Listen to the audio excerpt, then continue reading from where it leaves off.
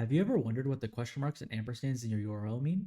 Those symbols are used to define something called query string parameters, also known as get parameters.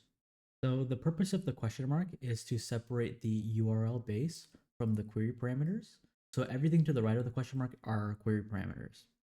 The ampersand is used to separate the individual query parameters from each other. So the search term is one query parameter and its value is hello, and the other query parameter I have is sort and its value is ascending. These query parameters allow HTTP requests to provide more data to the web server, which can customize what content is being returned. They can be used for many things, but typically are used for providing search terms, sorting or filtering search results, and pagination.